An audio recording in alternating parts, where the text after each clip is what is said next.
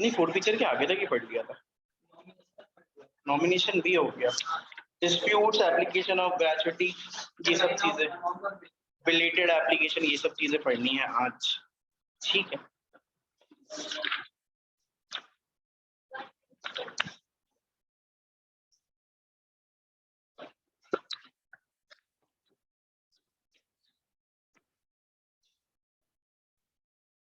Ma'am वो कहाँ है? अर्पित ऑनलाइन है?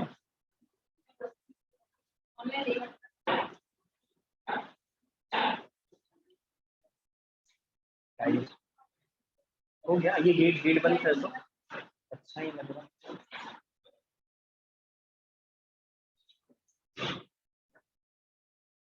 चलो आज determination of the amount of gratuity से आज स्टार्ट करना है।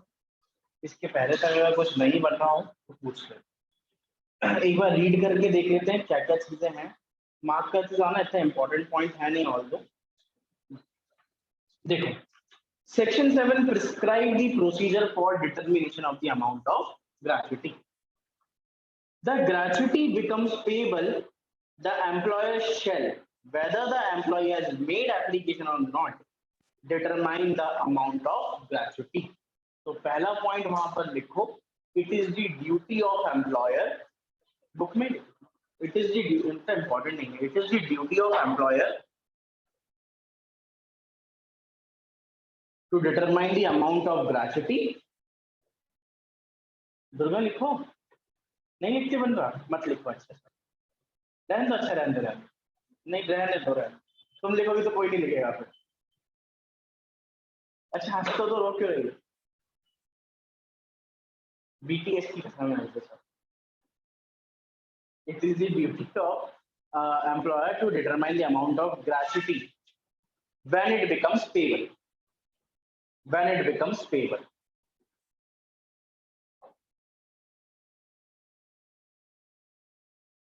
हो गया? अब इसके आगे मैं रीड कर लेता हूं। Then he is to give notice to the person to whom gratuity is payable and also to the controlling authority, specifying the amount of gratuity so determined. First paragraph में इतना बोला है सिर्फ कि आपका जो एम्प्लॉयर है, एम्प्लॉयर मतलब आपका जो ओनर है, मालिक है, जो आपको सैलरी देता है, जैसे ही एम्प्लॉय की ग्रेचुइटी की अमाउंट ड्यू हो जाती है, उस तारीख को किसको कैलकुलेशन करना है? एम्प्लॉयर। भले ही एम्प्लॉय आपसे पैसा मांगे या ना मांगे, एम्प्लॉयर को फिर भी ग्रेचुइटी डिटरमाइन करनी है और दोनों को, एम्प्लॉय को और कंट्रोलिंग अथॉरिटी दोनों को नोटिस देना है कि मिस्टर एक्स ये हमारी कंपनी में एम्प्लॉय है, इतने साल इन्होंने काम करा है, आज इनकी ग्रेचुइटी ड्यू हो गई है और ग्रेचुइटी की अमाउंट इतने लाख रुपीस है। एम्प्लॉय बोलेगा मैंने तो पूछा ही नहीं, फिर भी एम्प्लॉयर को बताना पड़ेगा। तो लिख लो, employer has to file notice to employ and controlling authority. File नहीं, गिव लिखना। Employer has to give notice, employer has to give notice, employer has to give notice, employer has to give notice to controlling authority और employee, दोनों, controlling authority and employee दोनों को notice देना। गर्मी लग रही है, लग रही है ना? इसको ऑन कर ले, इससे ठंड लग रही है, तो उसको खुलने के लिए तो बहुत मेहनत करनी पड़ेगी, जितना खुल सकता है उतना खुल जाएगा। थोड़ी सी टेबल से बस वेंटिलेशन। अब देखो नेक्स्ट पैरा पे आ जाओ ना। The employer shall arrange to pay the amount of gratuity within 13 days. ये एमसीक्यू क्वेश्चन आ गया। From the date of becoming payable to the person to whom it is payable. If not paid within the stipulated time, the employer is liable to pay interest at a rate of 10% per annum. तो भाई अगर gratuity की amount 10 जनवरी 2022 को due होती है, तो सबसे पहले आपको क्या करना है? दो लोगों को नोटिस देना है। पहले तो किस किस को? एक एम्प्लॉय को और एक कंट्रोलिंग अथॉरिटी है ना, सीए मींस कंट्रोलिंग अथॉरिटी यहाँ पे है ना, कंट्रोलिंग अथॉरिटी को देना है। फिर यहां से लेके आप पूरे कितने दिन का टाइम लोगे पेमेंट करने में, मैक्सिमम 30 डेज का। यहाँ पर आपको क्या करना है, एम्प्लॉय को पेमेंट करनी है। पेमेंट मतलब डेट मान के चलो कितनी होगी, 9 फरवरी 2022। अगर 9 फरवरी 2022 के बाद पेमेंट करते हो तो 10% पर एनम का आपके ऊपर क्या लगेगा, इंटरेस्ट। मतलब अगर ग्रेचुइटी की पेमेंट 1 साल बाद हुई तो शायद 10 लाख के कितने हो जाएंगे 1 साल में, 11 लाख। क्लियर, समझ में आया। तो कुल मिला के अगर हम बात करें तो ग्रेचुइटी इस दिन पे ड्यू हुई, सबसे पहले ग्रेचुइटी कैलकुलेट करो और किस किस को बताओगे, एम्प्लॉय को और कंट्रोलिंग अथॉरिटी। 30 दिन तक आपको ग्रेचुइटी के लिए जुगाड़ करनी है और पेमेंट करनी है। नहीं कर पाए, 1 साल के हिसाब से 10% पर एनम का आपके ऊपर इंटरेस्ट लगेगा, यानी एम्प्लॉयर को ग्रेचुइटी के अमाउंट के साथ इंटरेस्ट भी देना पड़ेगा। ठीक है, चलो तो अगर लिखना हो तो लिख लो।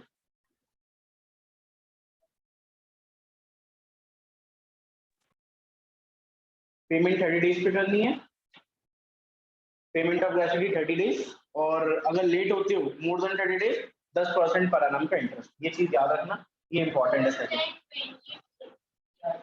30 days, sorry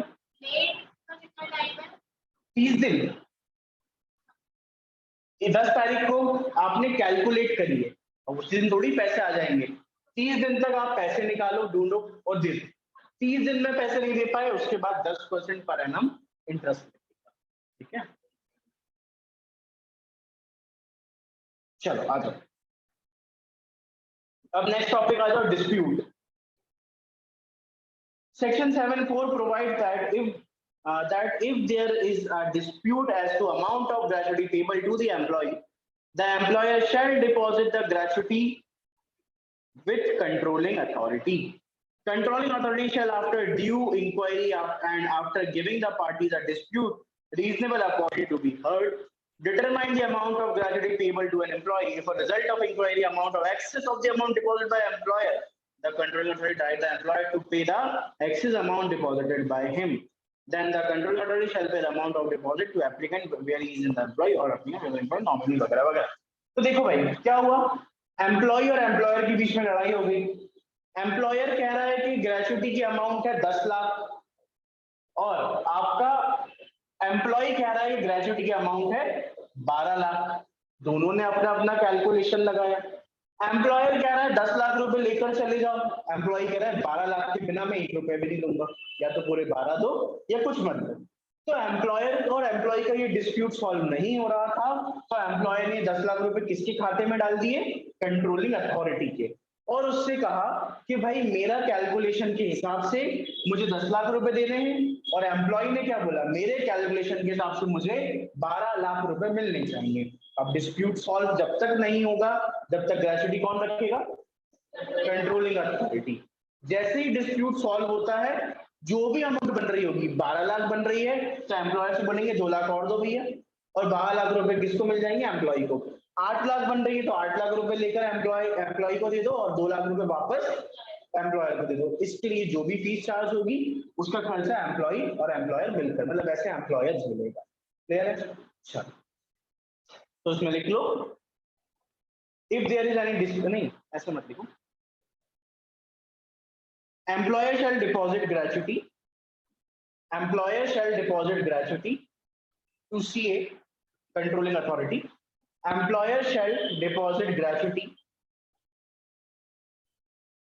to CA in case of disputes, in case of disputes, in case of disputes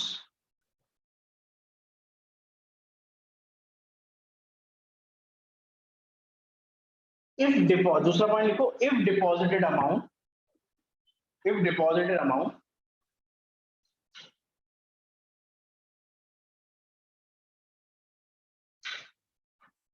ऐसे कर लगा लेना, less than, is less than ऐसा साइन लगा देना, लेस देन gratuity payable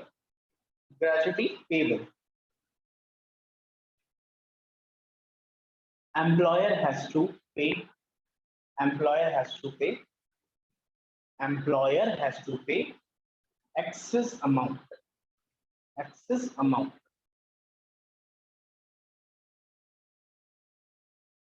ठीक है, समझ में आ रहा है? ग्रेचुटी किसको मिलेगी और एम्प्लॉय को, एम्प्लॉय की डेथ हो गई तो उसके नॉमिनी को या लीगल हायर को। ठीक है, चलो अच्छा, अब नेक्स्ट एप्लीकेशन फॉर ग्रेचुटी क्या है? Rule 7 provides an employee who is eligible for payment of gratuity under the Act or any person authorized in writing to act on his behalf shall apply ordinary within the 30 days from the date of gratuity become payable in Form I of the employer. Where the date of superannuum or retirement of employee is known, the employee may apply to the employer before 30 days of superannuum or retirement. तो देखो भाई, अगर आपकी gratuity की तारीख आ गई है, employer ने आपको कोई नोटिस नहीं दिया, एम्प्लॉयर को कुछ नहीं पता।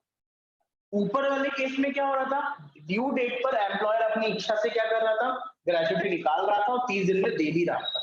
लेकिन ये वाला केस क्या कह रहा है, ड्यू डेट आ गई, एम्प्लॉयर को कुछ पता नहीं है, तो एम्प्लॉय या उसका नॉमिनी या उसका लीगल हायर चाहे तो एम्प्लॉयर को नोटिस देकर बता सकता है कि आज से लेके 30 दिन तक मुझे इतनी ग्रेचुटी मिल जानी चाहिए, मतलब मिलनी चाहिए, क्योंकि आज वो डेट ड्यू हो गई है, लेकिन आपके पास आज तो पैसा नहीं होगा, तो 30 डेज के अंदर आप मुझे पेमेंट कर सकते हो। तो ऊपर वाला जो टॉपिक है ना, वही सेम नीचे वाला है, बस डिफरेंस क्या है, ऊपर वाले में ग्रेचुटी एम्प्लॉयर फिक्स कर रहा था, कैलकुलेट कर रहा था, नीचे वाले में एम्प्लॉय ने खुद नोटिस देकर बोला कि भैया मेरी ग्रेचुटी की डेट आ गई है, पैसा दे दो। क्लियर है, कोई काम का टॉपिक नहीं है, बस एक बार देख लेना है ना। चलो पीछे आ जाओ। ठीक है, एक बार पढ़ लो, एक बार पढ़, एक बार पढ़ लो बस उसको, कुछ भी काम का नहीं है, एक बार रीड कर लो पूरा पीछे तक। पहले वाले में एम्प्लॉय के बारे में बोला है, दूसरे वाले में लीगल हायर नॉमिनी के बारे में बोला है, और तीसरे टॉपिक में, तीसरे पैरा में लीगल हायर के बारे में सेम लाइन बोली है, सेम टू सेम लाइन बोली है तीनों।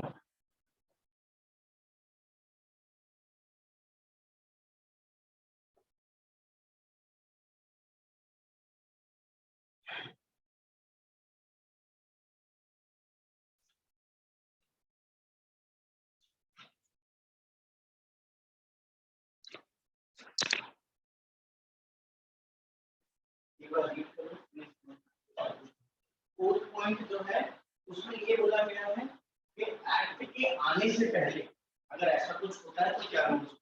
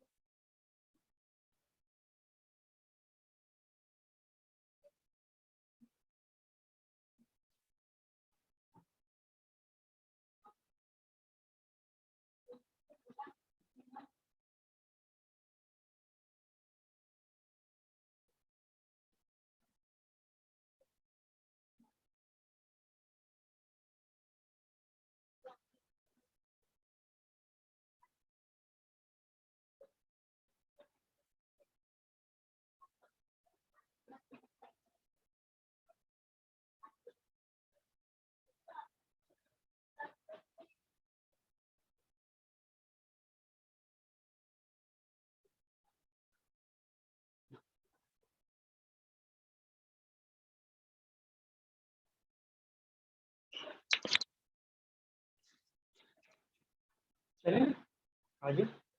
कुछ ऐसा लगा कुछ डिफरेंट है या कुछ मतलब पढ़ा कि 2 मिनट के लिए जाने दो? चलो कोई इंपॉर्टेंट नहीं है, बस एक बार एग्जाम से पहले रीड कर लेना कि बाय चांस अगर लिखने को है तो हम एटलीस्ट लिख पाए। 3 बातें इसी में लिखनी है। एम्प्लॉय चाहे तो खुद एप्लीकेशन दे सकता है, लीगल हायर चाहे तो खुद एप्लीकेशन दे सकता है, नॉमिनी चाहे तो खुद एप्लीकेशन दे सकता है। कितने दिनों के पहले देगा? कम से कम 30 डेज। ठीक है। और अगर इन केस मान लो ये एक्ट आया ही नहीं था, तब कोई एम्प्लॉय के साथ ऐसा होगा तो उस केस में ये बोला है कि मान लो 1972 चल रहा है और एम्प्लॉय की पेमेंट ड्यू है, तो क्या ये रूल्स एप्लीकेबल होंगे? हो जाएंगे, ये बोला है 4th पॉइंट।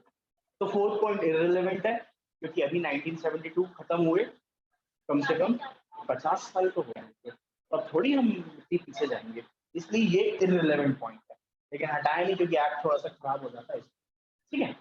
अब आ जाओ next topic, belated return, sorry return बोल रहा हूँ, sorry, belated application. Section Rule 75 provide an application for payment of gratuity filed after the expiry of the period specified in this rule shall also be entertained by the employer if the applicant adduces sufficient cause of delay in preferring this claim, and no claim of gratuity under Act shall be invalid because the claimant failed to present the application within the specified period. Any dispute in regard shall be referred to the controlling authority. देखो एक बात समझो, belated का मतलब क्या होता है? जैसे 31st डेट, अभी जैसे एक चीज बताऊं, 31 जुलाई यानी परसों, अभी तुम्हारे साथ टैक्सी क्लास की रीजन क्या है?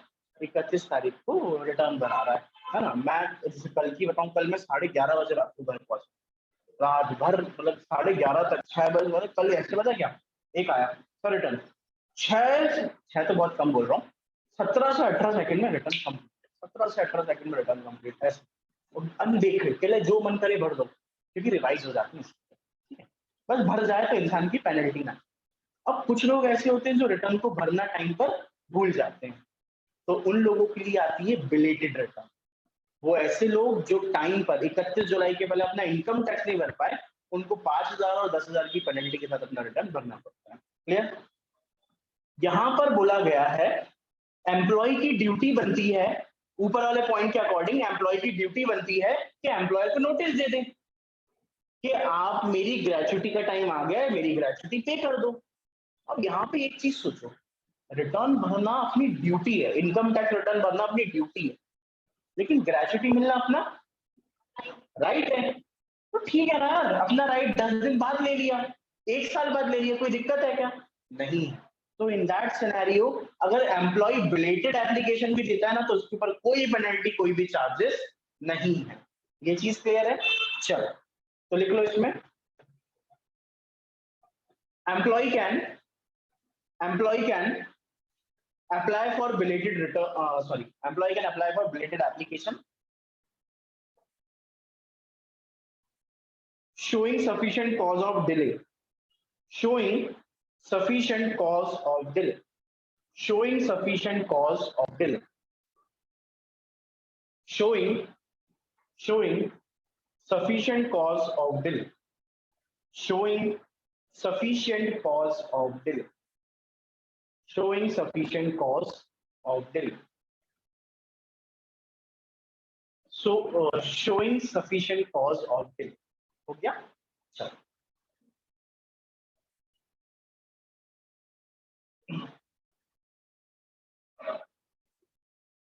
showing sufficient cause of delay।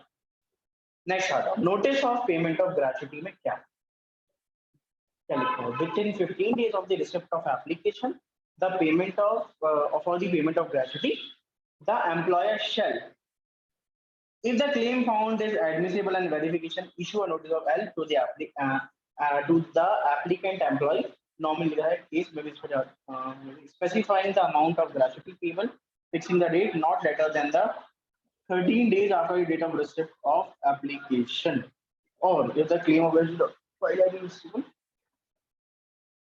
चलो फर्स्ट पैराग्राफ कह रहा है, मान लो ऊपर वाला पॉइंट, ऊपर के ऊपर वाले कौन से वाले? रूल एप्लीकेशन ऑफ ग्रेचुटी वाले पॉइंट। अगर किसी एम्प्लॉय ने या उसके नॉमिनी ने या उसके लीगल हायर ने कोई एप्लीकेशन दी थी एम्प्लॉयर को, तो एम्प्लॉयर उस एप्लीकेशन को 15 दिनों तक प्रॉपरली वेरीफाई करेगा, प्रॉपरली अमाउंट कैलकुलेट करेगा। जब अमाउंट और सारी चीजें बिल्कुल सेम मैच होती हैं तो एम्प्लॉयर की ड्यूटी बनती है कि एक फॉर्म भर के ये बताए कि आपकी अमाउंट ऑफ ग्रेच्युटी क्या है, क्योंकि एम्प्लॉय जो है ना वो सिर्फ बता सकता है कि भाई ग्रेच्युटी पे करनी है, एम्प्लॉयर बताएगा ग्रेच्युटी की अमाउंट क्या है। क्लियर?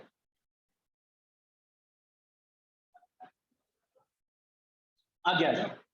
सेकेंड पैराग्राफ बोल रहा है अगर ग्रेच्युटी की अमाउंट एडमिसिबल नहीं है, अगर ग्रेच्युटी की अमाउंट एडमिसिबल नहीं है, एडमिसिबल मतलब मेरे हिसाब से 12 लाख होनी चाहिए, वो कह रहा है नहीं 8 लाख है, तो एम्प्लॉयर एम्प्लॉय के बीच में कंफ्लिक्ट हो रहा है, अमाउंट ऑफ ग्रेच्युटी एडमिसिबल नहीं है, तो उस केस में एक नोटिस इशू करना पड़ेगा, फॉर्म नंबर एम का है, to the applicant employ nominee लिखा है द केस में be specifying the reason for the claim was not considered as admissible.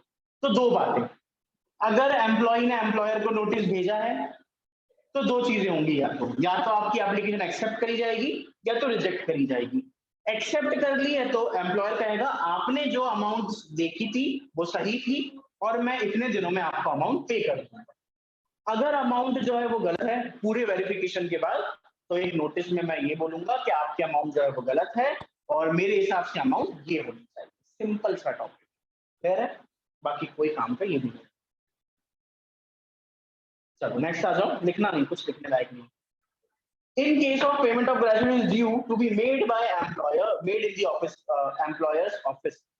The date for the date fixed for the purpose of notice in Form L under clause 1 sub rule 1 shall be fixed by the employer in return application the behalf made by the payee explaining why it is not possible for him to present in person on the date specified. ये कहा गया कि जिस दिन employer के office में आपने date fix करी थी नोटिस देने की, अगर वो डेट आप रीफिक्स करना चाहते हो, दोबारा से फिक्स करना चाहते हो तो कर सकते हो। मतलब समझो, देखो कौन सा नोट फॉर्म है, फॉर्म एल। फॉर्म एल कब दे रहे थे, ऊपर देखो एक बार, नहीं मिला? जब एम्प्लॉय का नोटिस सही होता है ना तो एम्प्लॉयर उसको बताता है कि तुमने जो नोटिस दिया वो सही है, फॉर्म एल में बताता है। तो अगर वो फॉर्म एल को टाइम पर नहीं दे पाया तो एम्प्लॉयर चाहे ना तो उसको रीफिक्स कर सकता है। 15 दिन में अगर ग्रेच्युटी की अमाउंट कैलकुलेट नहीं हो पाई तो एम्प्लॉयर कह रहा है यार अब मैं क्या करूं, मुझे तो 15 दिन में बताना था कि तुम्हारी अमाउंट एडमिसिबल या नॉन एडमिसिबल है, मैं बता ही नहीं पाया।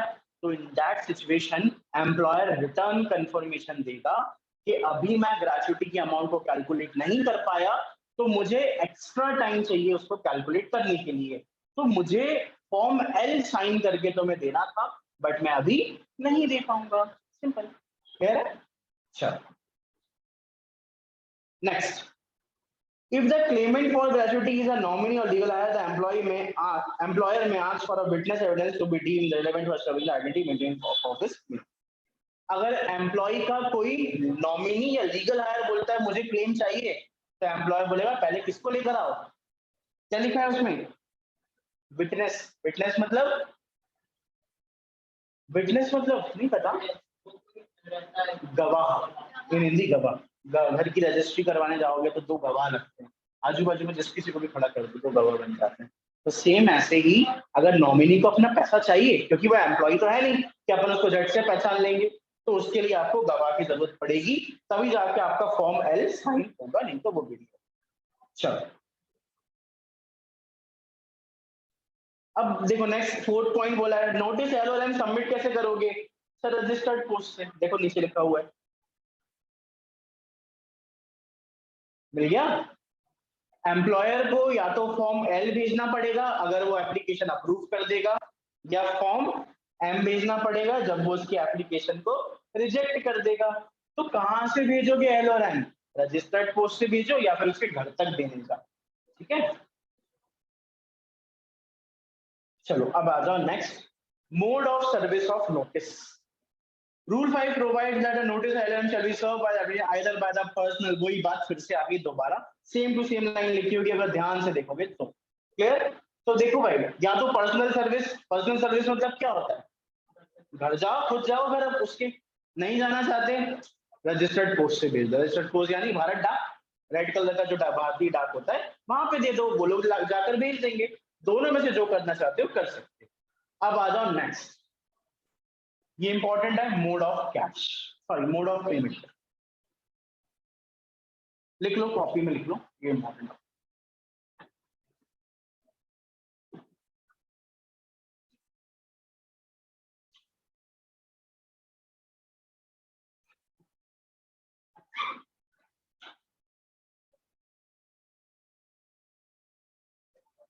एक बार रीड कर लो, मैं कॉल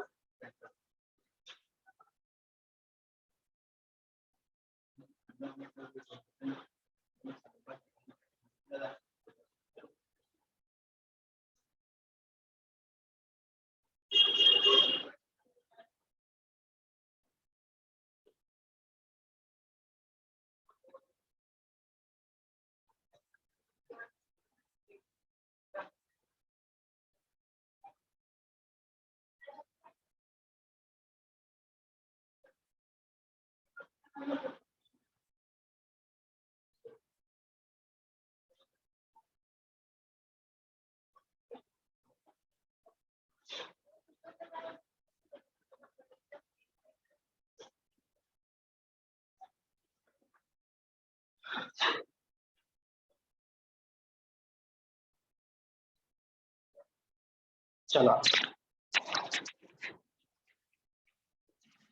समझ में आ रहा है ना? आ गए अपन अपनी वापस? हाँ, rule 9 provide that gratuity payable under the act shall be paid in पहला कैश, और if so desired by the payee DD. DD समझते हो ना, डिमांड ड्राफ्ट क्या होता है? कभी बनवाया? नहीं बनवाया? कुछ नहीं, आपको बैंक में पैसे लेकर जाने पड़ते हैं, बैंक को दे दो, बैंक से बोलो कि बैंक मैं कैश में डीडी पे कर रहा हूँ, आप अपने बैंक के नाम की डीडी बनाओ, और जिस इंसान को पे करना है उसके बैंक के नाम की डीडी बनाओ। मतलब बैंक टू बैंक ट्रांसफर करने के लिए डीडी, चेक की जगह आप डीडी का यूज कर सकते हो, डिमांड ड्राफ्ट। ठीक है? या फिर क्या करो, बैंक का चेक यूज कर लो, to the eligible employ, nominee लिख रहा है एज अ केस में। तो या तो आप कैश में पे करो, या तो डीडी के फॉर्म में, या तो चेक के फॉर्म में। नाम किसका लिखोगे डीडी में, चेक में, या कैश में? तो कैश दे दोगे, या तो नॉमिनी का, या तो उसके लीगल हायर का, या तो उसका खुद एम्प्लॉय का। ठीक है? In case eligible nominee as a case में so desired at the amount of gratuity payable is less than 1000 rupees, the payment must be made by postal money order after deducting the postal money order commission. There is therefore from the amount payable. ये कहा गया है कि अगर amount किससे कम है, 1000 से कम है, तो ऐसा हो सकता है 1000 से अमाउंट कम हो। तुम्हारे बुक में भी 1000 लिखा है ना? लिखा है ना? ठीक है, अब सोचो 1000 क्यों लिखा है पॉसिबल? क्यों लिखा होगा ये मत सोचो, पॉसिबल नहीं, पॉसिबल है, लेकिन 1000 अमाउंट आज के टाइम पे क्या 1000 मिलेगा? 1972 का एक्ट है, उस टाइम पे जिंदगी भर की ग्रेचुटी 1000 रुपए होती होगी। तो अगर 1000 से कम है तो आपको क्या यूज करना पड़ता था? पोस्टल मनी ऑर्डर, जो आज के टाइम पे नहीं चलता, क्योंकि अब चलता है NEFT, RTGS. Postal money order मतलब बैंक के थ्रू एक बैंक टू बैंक ट्रांसफर होता था ऑनलाइन, जो एक इंसान के हाथों में नहीं होता। मतलब वहां पे आपको एक सामने वाले बंदे का खाता नंबर देना पड़ता था, और एक postal money commission bank charge करता था। मतलब एक तरीके से एनईएफटी होता था। लेकिन ये है कि ये सिर्फ कस्टमर नहीं, सिर्फ बैंक ही करता है। नेफ्ट नहीं होता। तुम्हें जैसे तुम्हारे खाते में तुम्हें पैसे चाहिए हो, और तुम्हारी यूपीआई, मान लो ऐसा, मतलब एक रेयर केस बताओ, तुम्हारी यूपीआई की लिमिट फुल हो गई हो, ट्रांसफर बहुत कर लिया हो, तो अब तुम्हें कुछ नहीं करना, मेरा अकाउंट, मतलब मैं तुम्हारा अकाउंट नंबर आईएफएससी कोड लूंगा, अगर मेरे पास इंटरनेट बैंकिंग हुई तो उसमें मैं तुम्हारा अकाउंट नंबर डालूंगा, तुम्हें फटाक से 2 सेकंड में जितने बोलोगे 2 लाख 10 लाख तक पैसे ट्रांसफर कर दूंगा। इसको नेफ्ट कहते हैं। आरटीजीएस भी यही होता है, और आईएमपीएस भी यही होता है। ये तीनों चीजें इलेक्ट्रॉनिक ट्रांसफर में यूज होती हैं। आज के टाइम पे नहीं होती ज्यादा यूज, क्योंकि अब क्या आ गया है, यूपीआई। इस चक्कर में, ये तो पहले से यही चलता था इंटरनेट बैंक। ठीक है, अब आ जाओ आगे। Intimation about the detail of payment shall also given by the employer to the authority. Employer को अथॉरिटी को ही बताना पड़ेगा कि हमने उस इंसान की कितनी पेमेंट की, या तो हमने कैश में करी, या तो हमने चेक से करी, या तो हमने डीडी के थ्रू करी। वैसे आज के टाइम पे अगर मैं बोलूँ ना, ये एक्ट फालतू का है। पेमेंट आप कैश में कर ही नहीं सकते। अगर पेमेंट मान लो 10 लाख या 10 लाख रुपए नगद देने जाओगे, या वो लेकर जाएगा, कोई चोरी कर लेगा बीच रास्ते में। तो आज के टाइम पे या तो चेक या तो डीडी, लेकिन कैश अब नहीं हो सकता। वैसे भी इनकम टैक्स में पड़ा होगा 2000 से ज्यादा कैश नहीं ले सकते आप एक दिन में। तो यहाँ तो 2 लाख 10 लाख तक बात जा सकती है, मैक्सिमम 20 लाख अमाउंट है। ठीक है, चलो लिख लो इसमें।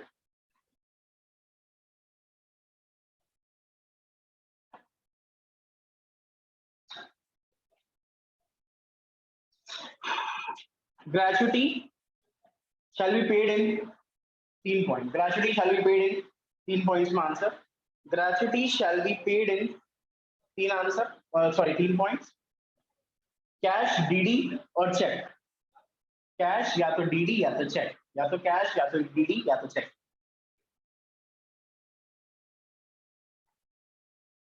कैश, डीडी, चेक हो गया। दूसरा point, if gratuity is less than 1000, if gratuity is less than 1000, if gratuity is less than 1000, if gratuity is less than 1000, dash करके लिखो, payment by postal money by after deducting commission. Payment by postal money after deducting commission. Payment by postal money after deducting commission.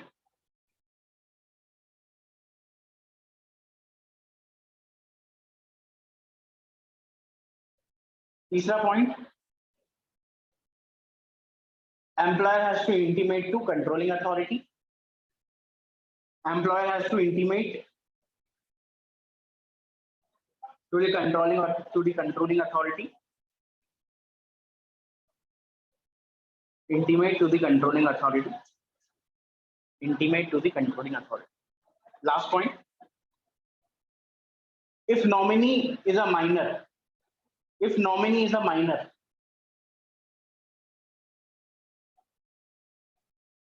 if nominee is a minor, controlling authority shall invest the gratuity amount. Controlling authority shall invest the gratuity amount in nationalized bank. In nationalized bank. Nationalized bank.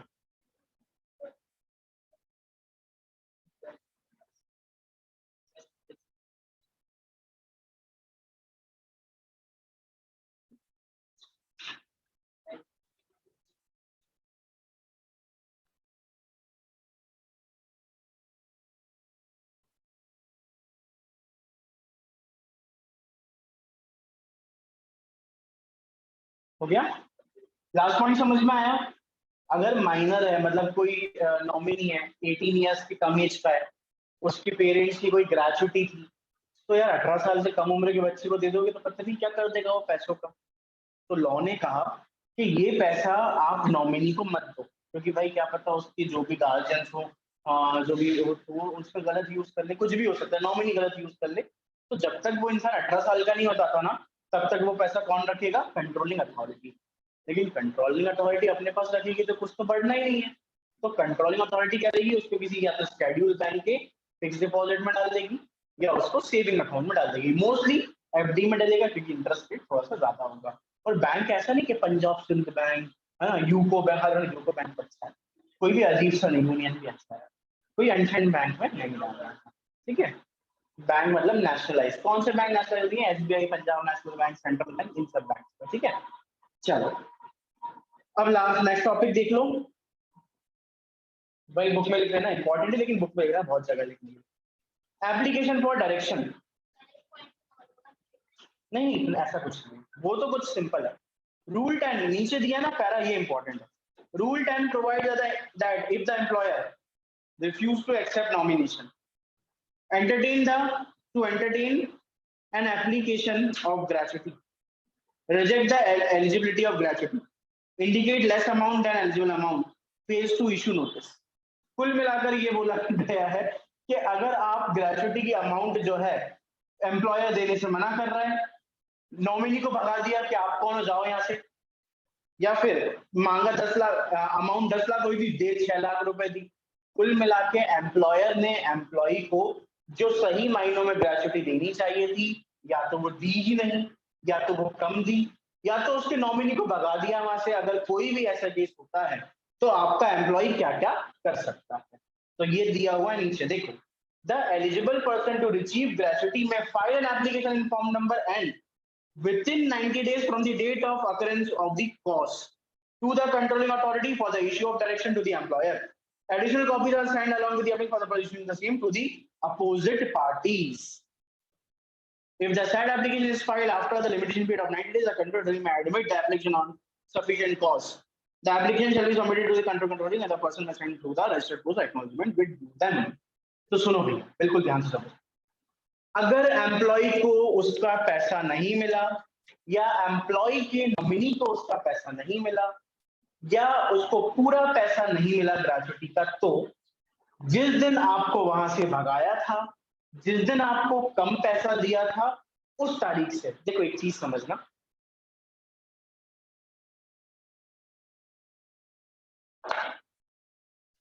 कोई company है, मान लो Tata limited है,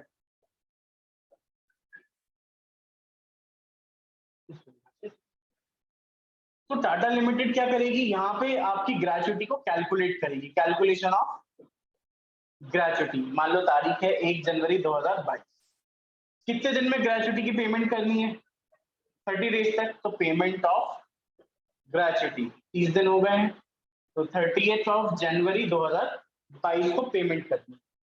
actual में gratuity की amount, payable जो amount थी वो हो रही थी 12 लाख, बट पेमेंट करी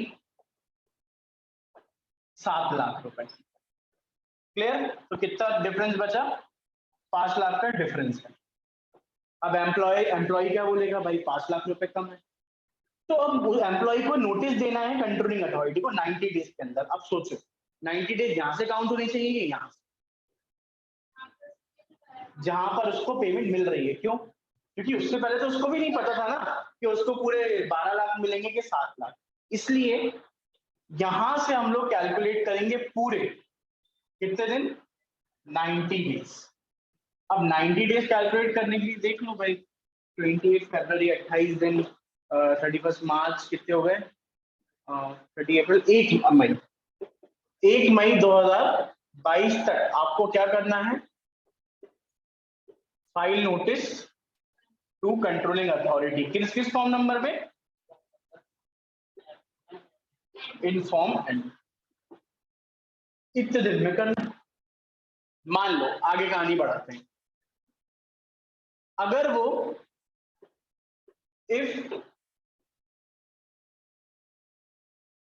employ fail to file notice within 90 days, अगर 90 दिन में भी नोटिस नहीं दिया, कोई बात नहीं, दे सकते हो, लेकिन यहाँ पे आपको एक सफिशिएंट रीजन देना पड़ेगा फॉर डिले। डिले क्यों हुआ, उसका एक सफिशिएंट रीजन दो, तो भी हम आपकी एप्लीकेशन ले लेंगे, कोई ना कोई रीजन इंसान लेकर आएगा। क्लियर? तो ये अपना बन गया एप्लीकेशन फॉर डन।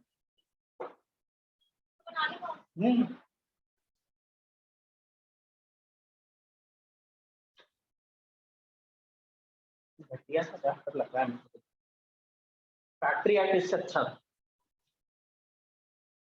इसलिए नहीं पढ़ा था।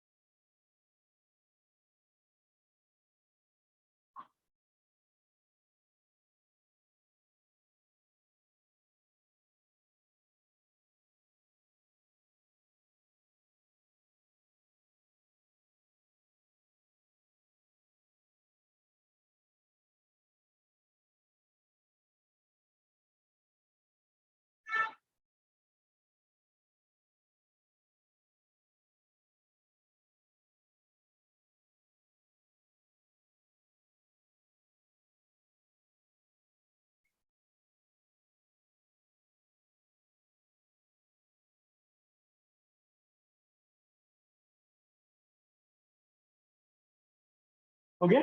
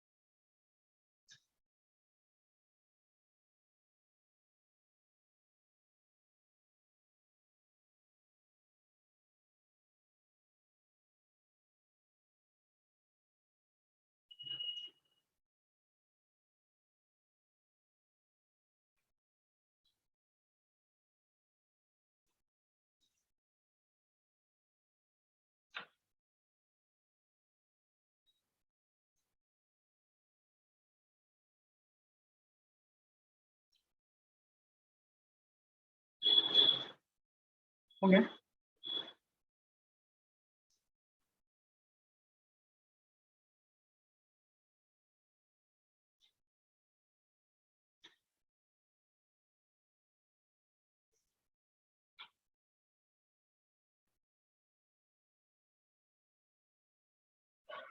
बस। अच्छा, अब ये वाला पॉइंट बाद में करेंगे, डायरेक्शन इशूड बाय अथॉरिटी बड़ा टॉपिक है। अब आ जाओ next, power of controlling authority.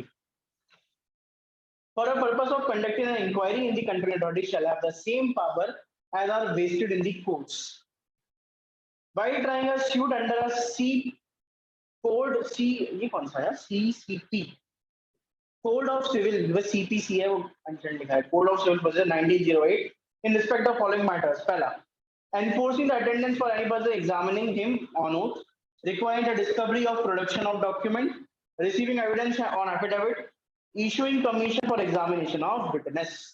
Controlling authority के पास क्या पावर्स हैं? कंट्रोलिंग अथॉरिटी के पास वो सारे पावर्स हैं जो किसके पास होते हैं? एक कोर्ट के पास होते हैं।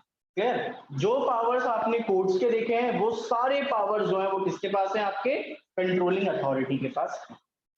कंट्रोलिंग अथॉरिटी चाहे तो किसी भी पर्सन का अटेंडेंस लगवा सकती है। अटेंडेंस लगवा सकती है इन द सेंस, एक सेकंड, हेलो फोन में राजन तो अभी आ रहे हो? ठीक है, ओके, मैं ये वो शेयर कर देता हूँ आपको व्हाट्सएप पर। तो देखो ये कहा गया है कि कोई भी पर्सन, सॉरी, कोर्ट अगर चाहे, कोर्ट मतलब कंट्रोल अथॉरिटी चाहे तो किसी भी पर्सन को बुला सकती है इंक्वायरी के लिए, किसी भी पर्सन की एग्जामिनेशन ले सकती है, किसी भी पर्सन से ओथ दिलवा सकती है। ओथ मतलब समझ रहे हो ना, कोर्ट में बुलवाते हैं शपथ के, आप जो भी बोलना है आपको सच बोलना पड़ेगा, वैसे ही। सेकंड पॉइंट कह रहा है कि भाई डिस्कवरी और प्रोडक्शन ऑफ डॉक्यूमेंट, जो डॉक्यूमेंट है उसकी डिस्कवरी हो सकती है, जो डॉक्यूमेंट बोलोगे आप वो निकलवा सकते हैं। तीसरा, अगर उसको कोई एविडेंस चाहिए एफिडेविट पे तो वो भी मंगवा सकते हैं, और लास्ट कमीशन वगैरह अगर किसी को देना है तो वो भी दिलवा सकते हैं। कमीशन वगैरह देना है मतलब क्या है? एग्जामिनेशन ऑफ विटनेस, विटनेस का एग्जामिनेशन लेने के लिए अगर आपको कोई कमीशन इशू करना है, कमीशन इशू करना मतलब पैसे वाला कमीशन ही, कोई डिपार्टमेंट को अगर आपको अथॉरिटी दे रही है तो वो कर सकते हो। ठीक है, issuing commission for examination of witness, witness के एग्जामिनेशन के लिए किसी कमीशन को बुलाओगे, कोई डिपार्टमेंट को बुलाओगे मतलब। ठीक है, तो अभी अपन यहीं पे कवर कर रहे हैं, बाकी इसके बाद अपन कल की क्लास में देखते हैं। ठीक है,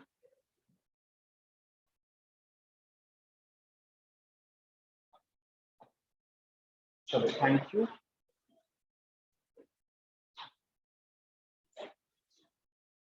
अभी 4 लोग, अच्छा, मयूरी साक्ष।